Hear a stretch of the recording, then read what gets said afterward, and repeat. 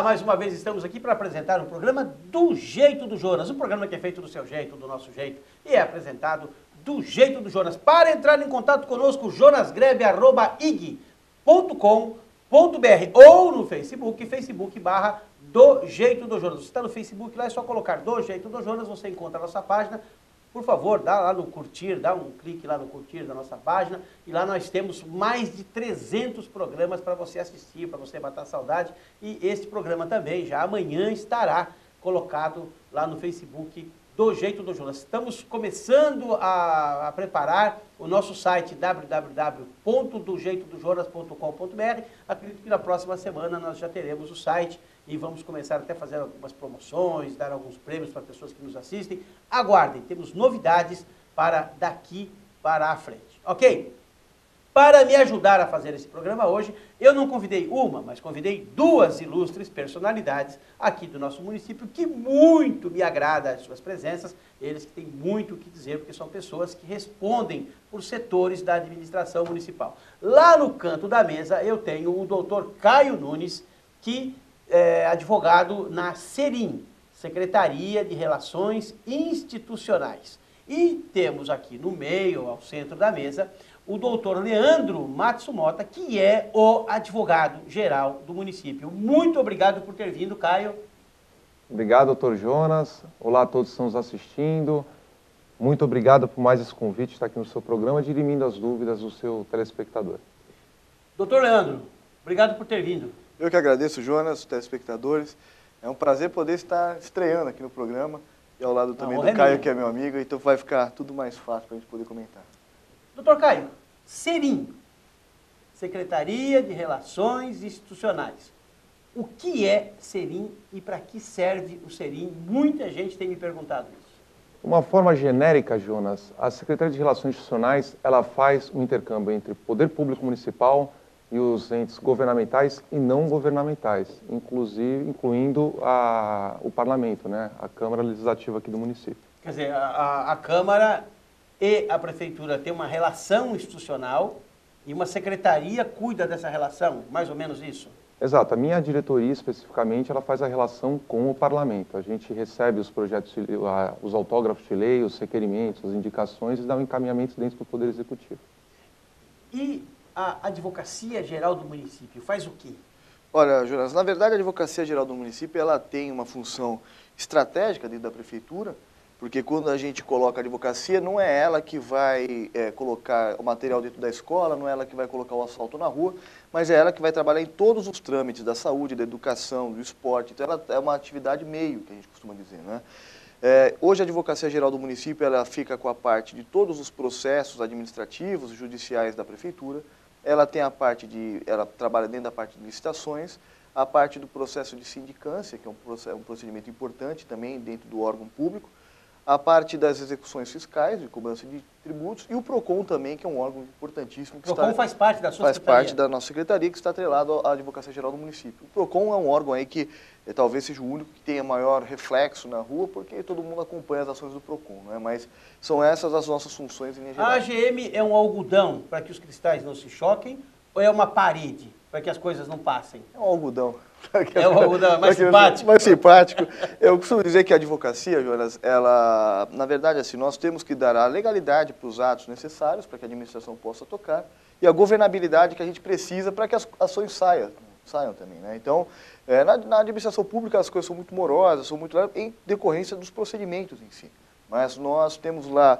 Tem como agilizar isso? Então, na verdade... Tem como fazer as coisas acontecerem na administração pública? Tem como fazer. Nós temos um grupo muito bom de funcionários, servidores, procuradores, um corpo muito competente, do qual a gente está extraindo melhor para que a gente possa realmente dar o encaminhamento necessário com a agilidade que nós precisamos, né? Tem essa questão, por exemplo, de precatórios, né?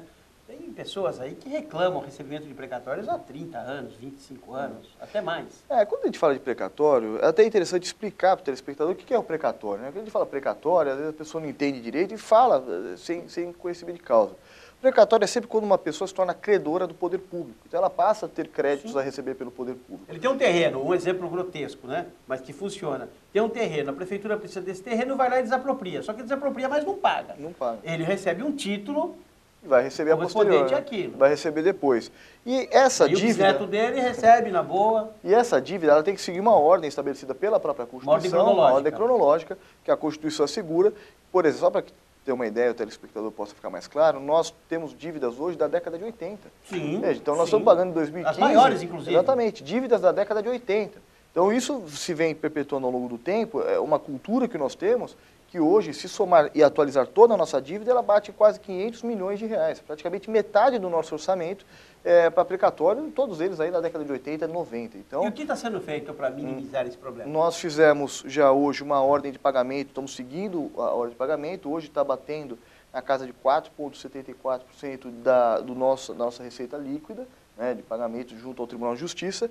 E, além disso, a prefeita Antonieta foi até pioneira nesse sentido. Ela criou, e aí nós estamos regulamentando, uma Câmara de Conciliação de Precatórios, onde aqui não tem nenhum ainda que eu tenho conhecimento, para que as pessoas que têm o precatório... Mas já está na lei há muito tempo. Está na lei e nós estamos regulamentando isso. Não, a Câmara de Conciliação foi recente, a lei que a gente mandou para o Legislativo. De precatório. Ela passou pela Secretaria de Relações Institucionais. Existe uma lei erga omnes há muito tempo. Agora que o município criou uma lei própria e específica para poder fazer isso. Isso aí foi até construindo... Isso poderia ter sido feito, por exemplo, há 20 anos atrás. Sim. Mas eu acho que é uma tendência nova, né, do judiciário, que é essa questão da conciliação, de você tirar da justiça, né, você tirar do Poder Judiciário alguns entraves e conseguir, entre as partes, realmente resolver. E essa Câmara vai ser algo muito produtivo. Assim que ela começar a operar, nós acreditamos que ela vai ter um efeito muito positivo, porque as pessoas receberão antes, a administração vai ter economia com isso, porque a partir do momento que você acorda, você vai ter que abrir mão de alguma parte. Tem um deságio de 50% da proposta. Como é que funciona essa Câmara de Conciliação? A gente tem duas filas, uma cronológica, que é por tempo, e a outra seria por deságio de 50%. Ela tem a fila, só que quem aceita tem um deságio de 50%. Logo, deve 10 milhões, o mais ou menos o que pagaria... foi feito no Refis, grosso modo? Não, o Refis é uma anistia de multa, de... Sim, mas também quem aceitou teve preferência. Não, é que tá. A fila, ela é um deságio de 50%. Vai, o contribuinte, ele tem um crédito com administração de 10 milhões. Se ele entrar pela fila de conciliação, ele vai ter um deságio de 50%.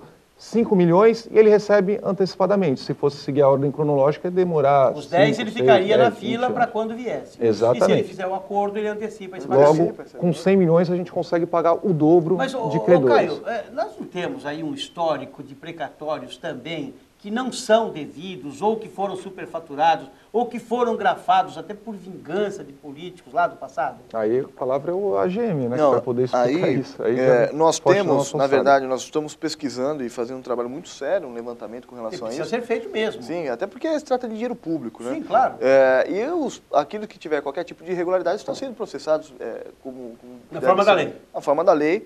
E qualquer forma de descumprimento legal, de ordem de pagamento de forma ilegal, isso tudo está sendo processado, quem de direito, para que a gente possa achar os responsáveis. E sem citar, é claro, mas existem casos. Existem alguns casos que nós estamos com indícios, nós estamos pesquisando, procurando, e assim que detectado... Porque a fofoca é grande, né? Júlio, mas assim, eu acredito que a questão da fofoca... A Rádio Peão fala muito. Entre a fofoca e o que é de verdade, a gente tem um distanciamento muito grande, né? Mas onde tem fumaça, não tem fogo?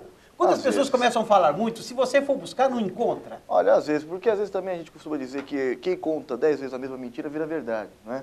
Então, assim, nós, principalmente Joseph Paul Goebbels, que nós somos operadores do direito, nós temos que trabalhar muito em cima da lei, né? Na lei com os fatos. Eu escuto muito, eu sou uma pessoa que gosta de escutar as pessoas falam, mas você tem que estar sempre pautado na lei. A gente não pode se desviar da lei para poder tomar atitudes até de caráter pessoal e principalmente por influência externa, não é? Nós temos que ter muita responsabilidade nesse sentido. Até por isso, acho que a GM montou uma comissão para analisar esses processos, né? Para ver todas as arestas, ver o que está faltando. Mas esse é o caminho. Monta-se uma comissão de pessoas que tenham capacidade de análise para se chegar ao número, para se chegar a um posicionamento, para ver realmente quem é credor e quem de algum subterfúgio, né, utilizou de algum subterfúgio para poder receber alguma coisa que não lhe é pertinente. Mas indo lá para Serim, quando um vereador faz um projeto ou faz um esboço de uma nova lei, isso passa pelo Serim, geralmente? O projeto de lei, ele é deliberado pelo plenário da Casa, né, da Câmara, e vira um autógrafo de lei, se for favorável. Vira um autógrafo, eles encaminham para o Executivo. Nós recebemos o autógrafo, dependendo da temática do autógrafo de lei, a gente manda para determinadas secretarias. Um exemplo, um projeto relacionado ao esporte. Recentemente, o Salgado aprovou um programa de incentivo e apoio ao esporte, o vereador Antônio Salgado. Foi para a nossa secretaria, encaminhamos para o esporte deu um parecer favorável e a gente fez a sanção dele junto com a prefeita. Fez nossa cota. Mas tal, sem correções? Não, na hora quando o autógrafo vem para a gente só pode sancionar ou vetar.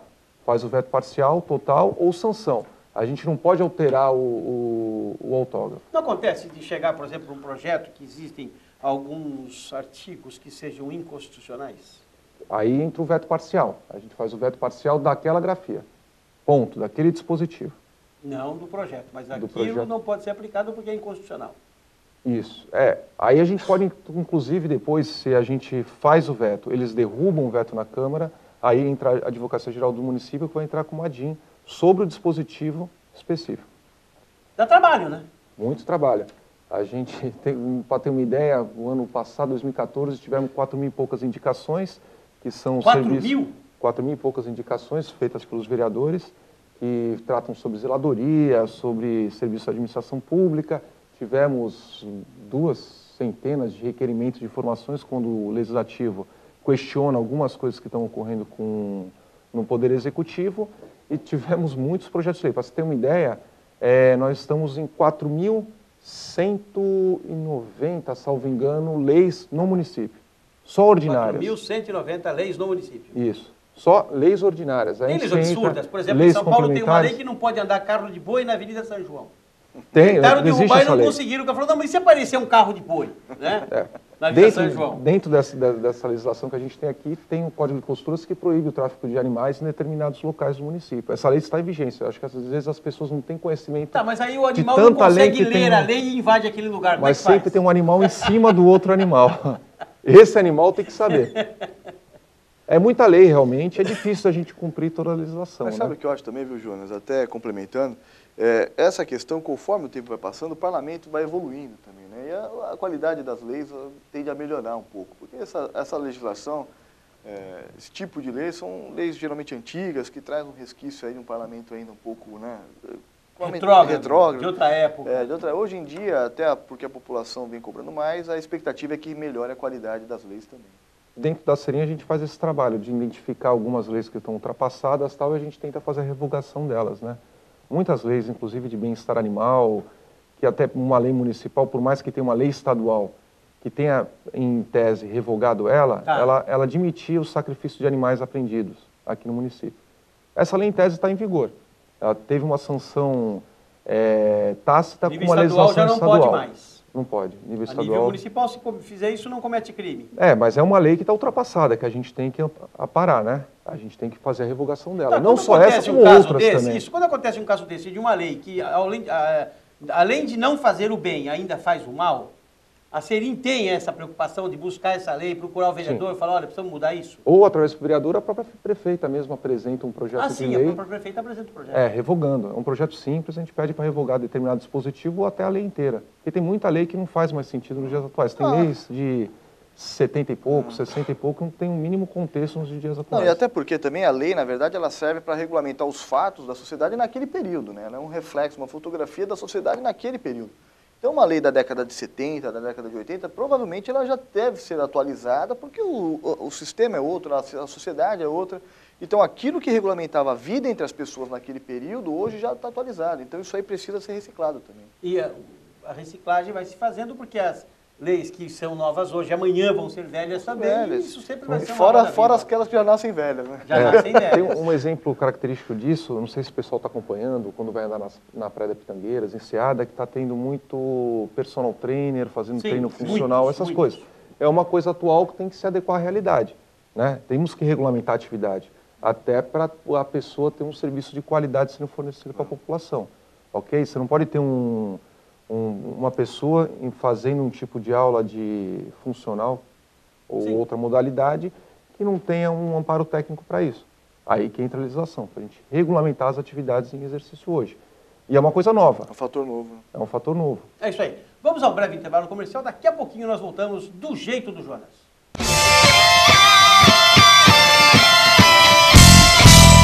MRA Imóveis e Seguros. Vende, aluga e administra. financiamento de imóveis e automóveis, consultoria de seguros em geral, corretores de imóveis e seguros credenciados. Venha conhecer a MRA Imóveis e Seguros, Rua Antenor Pimentel, 942, Morrinhos 2. Telefone 3386-5155 ou 7821-9295.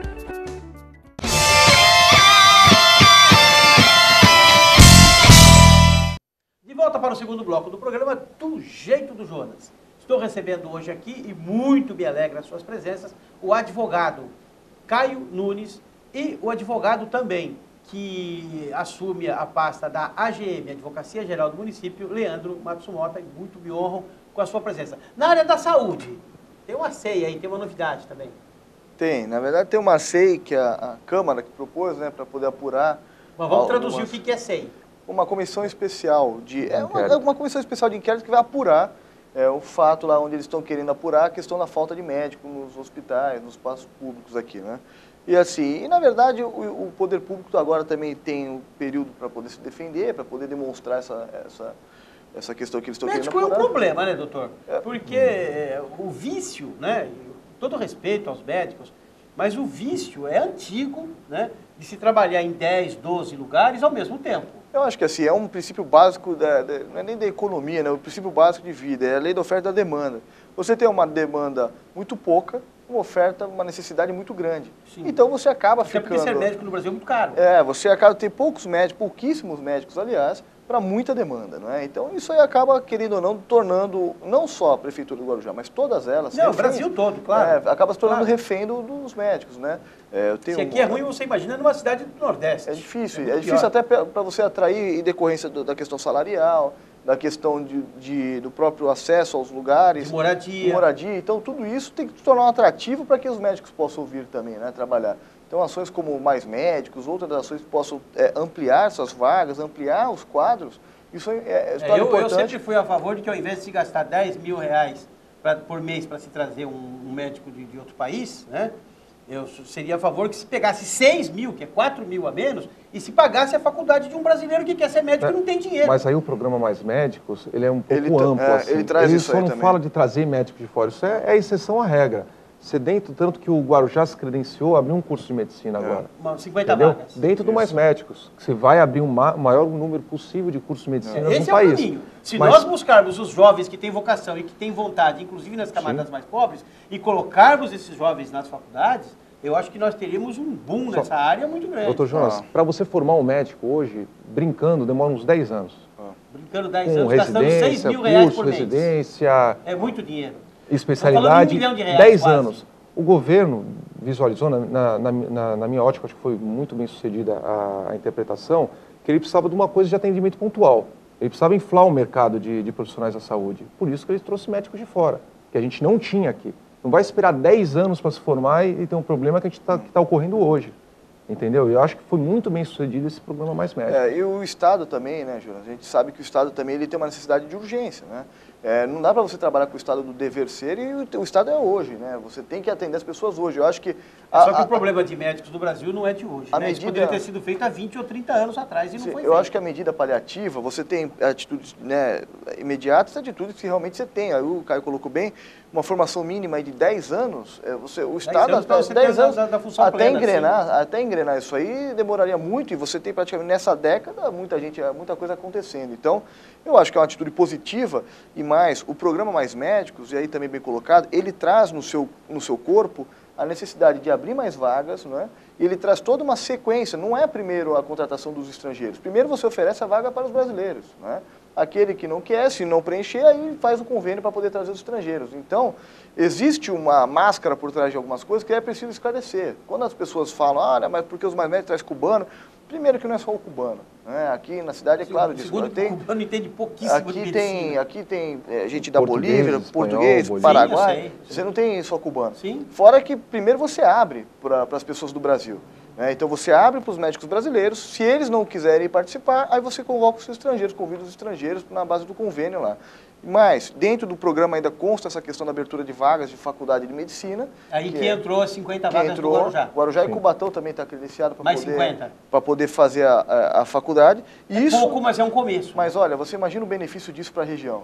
Imagina 50 estudantes de medicina aqui, 50 ao ano, né? 50 imagina claro, isso. Porque vão começar a fazer estágio, vão começar a forma, estágio, estar ajudando na saúde. Estarão operando aqui na Sim, região. Com certeza. Mas já começamos a falar de saúde, vamos mudar um pouquinho o foco dentro da saúde ainda, para falar da questão das drogas. Nós acabamos de ter aí o fuzilamento de um brasileiro lá na Indonésia, ele que se aventurou a entrar lá com 13 quilos de cocaína dentro dos tubos da asa delta dele, e foi condenado, aguentou 10 anos lá na cadeia com algumas apelações e tal, mas acabou sendo fuzilado. Tem um outro lá que está na linha também, na linha de fuzilamento também, que pode até, por problema de saúde, ser colocado numa prisão perpétua. Enfim, dentro disso, a questão é o que fazer. Tenho aqui 2 operadores de direito, ou poderíamos até dizer 3. Qual é, Caio, a solução para que nós possamos colocar na cabeça dos jovens que a droga não é essa maravilha que eles pensam que é? Doutor Jonas, eu acho que há mais de uma década, desde o início da minha vida acadêmica, tem esse tipo de discussão. Eu vou ser sincero, eu já flutuei pelas 2 correntes, tanto a favor como contra. Tá? Contra o quê? Hoje, as drogas, né? A liberação. A liberação das drogas. Tá ok. O Estado, eu acho que já se mostrou totalmente inoperante em fase das drogas. Você tira um de circulação, vem outros 10. E o mercado consumidor, ele é crescente. Eu corrigiria a palavra inoperante, eu acho que são feitas muitas ações para ineficaz. Não conseguem. Por mais que eles tentem, não conseguem. Não consegue, eu acho que é uma coisa impossível. Eu acho que tem muitos países no mundo que já estão caminhando no sentido de legalizar determinadas drogas, tá? Eu não vou falar que amanhã vai ter todo vendendo heroína na farmácia, na padaria. Não, esquece. Eu tô falando que determinadas drogas, eu acho que pelo número de consumidores, tudo, eu acho que tem que ter uma flexibilização à regra, hoje, ok? Maconha, Uruguai já está caminhando nesse sentido. Alguns locais dos Estados Unidos, ainda não pôs em prática, aprovou a lei. Está caminhando nesse agora sentido. Trocou o presidente e ainda não foi colocado em Alguns prática. estados dos Estados Unidos já estão fazendo isso também, tá? O mercado nunca vai acabar. Eu acho que em Chicago, você que é um pouco mais antigo que a gente deve saber disso. Eles proibiram o álcool, a lei ok? seca, Diminuiu o consumo do álcool? Não. Al Capone. Aumentou a máfia, a criminalidade aumentou. Por quê? Porque o consumo tem e as pessoas ganham dinheiro com o consumo. Eu acho que o caminho da legalização de determinados tipos de drogas, você consegue contribuir para o Estado, porque você vai recolher tributos em cima disso. Mas quem faria o plantio e a distribuição? O Estado? O Estado seria colônias estatais? Não, eu não entendo dessa forma. O Estado, acho que ele não pode intervir na economia, acho que só em determinados pontos, como o petróleo. O petróleo é uma coisa estratégica por qualquer governo, desde a Arábia Saudita até o Brasil, ok? As drogas, eu acho que não, você podia abrir para o capital privado, como acontece lá também, lá nos Estados Unidos, eles têm lá as lojas especializadas em plantio e venda desse tipo de substância, e eu acho que todo mundo tem a ganhar com isso. Essa é a minha opinião, eu tenho certeza, minha opinião. Alguns estados dos Estados Unidos fazem isso. Alguns estados dos Estados Unidos que lá eles têm um outro qual é a solução para isso? Olha, a solução está difícil. Chama a GM. Extrapola das nossas competências, Jonas. Eu sempre acreditei no seguinte, eu acho que o Brasil, e nós temos uma oportunidade ímpar agora, nós precisamos passar por uma agenda de discussão de alguns pontos importantes, né? E a questão das drogas, da própria pena de morte, em que pese a constitucionalidade disso tudo, eu acho que tem que ser discutida. Tem que parar de tratar isso como algo que sempre, quando dá algum problema, voltamos a conversar e tratar uma agenda nacional, né? Eu acho que alguns temas, o aborto, a legalização das drogas, a questão do próprio pena de morte, redução da moralidade penal, ou seja, tudo aí tem que ser discutido. Eu acho que o Brasil precisa passar por uma discussão. Tá? No momento o Brasil acho que está amadurecendo nesse sentido. É preciso ouvir as partes envolvidas nisso tudo, né? Então você ouvir quem é favorável, quem é contra, fazer um debate profundo para que a gente possa ter realmente um reflexo muito claro. Porque o Brasil sempre errou, Jonas, quando toma a medida do gabinete para a rua, né? Sem ouvir a população, sem ouvir quem é o necessitado. Porque realmente, se você parar para pensar, agora a questão do remédio, tem a questão disso aqui, de legaliza, não legaliza, é um assunto muito mais complexo, talvez, e nós precisamos escutar quem realmente tem conhecimento de causa, quem realmente trabalha com isso, para que a gente possa se embasar de elementos técnicos, científicos e poder realmente tomar uma medida de uma vez, né? Porque eu acho que só assim, se o Brasil abrir a discussão, abrir uma agenda nacional de assuntos importantes, nós vamos conseguir chegar num estágio de discussão importante que nós precisamos. Então, Eu acho que a presidente aí tem uma situação ímpar, talvez, de entrar com alguns pontos polêmicos, talvez esse não seja o momento agora para esse específico, mas alguns pontos polêmicos, a própria reforma política, e o Brasil tem que discutir isso. Reforma política e não reforma eleitoral, né? Porque eles querem fazer a reforma eleitoral para quem está no poder ficar no poder pro resto da vida. Aí, Doutor Jonas, aí tem um outro problema, quando você ouve a população e não aceita a deliberação do povo. A gente teve um plebiscito referendo do Estatuto do Desarmamento. A população foi um referendo, a população decidiu a favor das armas, entre aspas, a favor das armas, e o governo foi contra. O Estatuto do Desarmamento é Estatuto de Desarmamento. E hoje só o marginal tem arma, né? Porque o cidadão não quer ir preso, não tem. O marginal não tem nada a perder, ele anda armado. Na verdade, eles já tinham aquela ideia fixa, que é aquela opinião do gabinete para a rua, não da rua para o gabinete, já tinham a ideia fixa de você desarmar a população, você consultou confiando que todo mundo achava isso e acharam o contrário, eles fizeram uma determinação. Eu tive um cliente meu que passou ali embaixo daquela ponte do Morrinhos, na Rongoni, e tinha uns blocos de cimento no chão e ele acabou rasgando, foi à noite, ele acabou rasgando o pneu e ele parou 300 metros à frente, que ele não conseguiu andar mais, ele parou 300 metros à frente. Do viaduto, caminhando tranquilamente, os marginais foram lá assaltar o carro dele e ele ficou no carro esperando o bandido chegar. Se o bandido imaginasse que ele pudesse ter uma arma no carro, ele não faria isso. É que ele tem a certeza de que o cidadão de bem está desarmado e ele pode ir lá barbarizar a família, matar, roubar, fazer o que ele quiser. Aí uma inversão de valor muito grande. E você lembrou bem, na pesquisa, né, no referendo, ou não me lembro bem o que foi, sobre o